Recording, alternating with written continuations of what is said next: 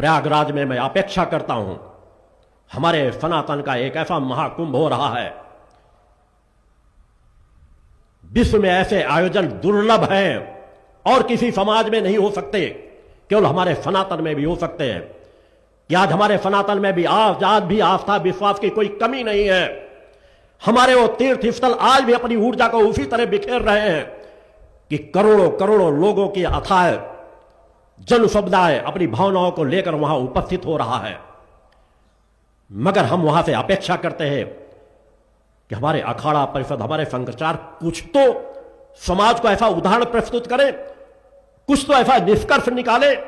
ये आयोजन इसीलिए होते थे, पहले कराए जाते थे कि ज्ञानी महापुरुष एकत्र हो और समाज को क्या देना है, समाज किस दिशा में भटक रहा है, समाज को हम किस तरह मार्गदर्शन कर सकते हैं, समाज की बुराइयां कौन कौन सी हैं, उन्हें हम किस प्रकार से दूर कर सकते हैं, उस दिशा में कार्य करना चाहिए।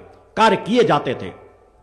मगर आज तो सिर्फ अपना अखाड़ा परिषद के सभी लोग अपना अपना वैभव दिखाते हैं।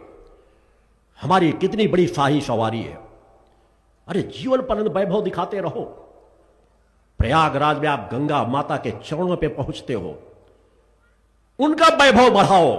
मां गंगा का वैभव अमर रहे, हमारे प्रयागराज का वैभव अमर रहे, उनकी कीर्ति बिखेरो, ना कि अपना वैभव वहां दिखाने जाओ। मैं भी जब जाता हूं गंगा मां के चरणों में नमन भाव लेकर के जाता हूं। एक भक्त के रूप में जाता हूं, एक शिशु के रूप में जाता हूं, एक ऋषि के रूप में जाता हूं। मैं इस मंच से भी अपेक्षा करूंगा सभी अखाड़ों से कि क्या आप अपने अखाड़ा परिषदों को, इतने बड़े महाकुंभ को एक संदेश दे सकोगे कि हमारा प्रयागराज कुंभ पूर्णतया नशा मुक्त कुंभ कहलाएगा। बहुत बड़ा समय लगाएगा। जाते जाते भी एक बार निर्णय दे दो कि कोई साधु संत सन्यासी नागा या कोई भी साधक हो, कोई गांजा चिलिम नहीं लगाएगा, कोई नशा नहीं करेगा। यही तो पतन के कारण है। हम क्या सुधार करते हैं मां गंगा के जैसी पवित्र नदी के तट पर पहुंच करके। भीष्म पितामह गंगा पुत्र थे, क्या वो गंजेड़ी थे, नशेड़ी थे, शराब पीते थे? साधक थे, तभी अलौकिक शक्ति सामर्थ्य को लेते थे। मगर आज हमारे गंगा के तट पर क्या हो रहा है? परंपराओं के नाम पर कहां धर्म में गांजा लिखा हुआ है? शिव के नाम पे गांजा भांग धतूरा चढ़ाने वालों से मैं पूछना चाहता हूं, कोई एक साधक समाज के बीच आए और मुझे बताए कि शिव गांजा भांग धतूरा पीते हैं, गांजा खाते हैं, पीते हैं और भांग पीते हैं।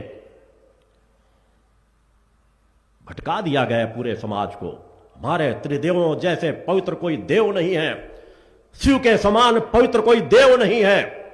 उन पवित्र देवों को भी हम अपने अवगुणों के वशीभूत होकर हम खुद नशा करते रहे और देवी देवताओं को भी नशा चढ़ाना हमने प्रारंभ कर दिया और कथावार्ता गीत गाते रहे कि पार्वती जी भांग भेंट घोट रही है और शिव जी भांग पी रहे हैं। हमने देवी देवताओं के लिए किस तरह के दिशा भ्रमित बातें कहना हमने प्रारंभ कर दी। मैं प्रयागराज कुंभ में अपने शंकराचार्यों से चाहूंगा, एक बार जातीयता को, छुआछूत को, सनातन को अगर एक करना है, सनातन की शक्ति से सभी धर्मों का सम्मान अगर करना है, सनातन के माध्यम से अगर भारत को विश्व का धर्म गुरु बनाना है, तो छुआछूत मिटाना ही होगा, नशे से समाज को मुक्त कराना ही होगा। और नशे से समाज को मुक्त आप लोग तब करा पाओगे जब आप स्वयं नशे से मुक्त होगे। कोई कितना बड़ा साधक क्यों ना हो, मेरा मानना है और मैं सत्य कह रहा हूं, कोई भी गांजा चिलिम चढ़ाने वाला अपने आप को भले ही कितना बड़ा साधक क्यों ना कह रहा हो, मगर वो साधना से शून्य होगा। जीवन पर्यंत जीवन की यात्रा तय करने के बाद कभी अपनी अंतरात्मा का ज्ञान नहीं प्राप्त कर सकता, कभी सूक्ष्म शरीर को प्राप्त नहीं कर सकता।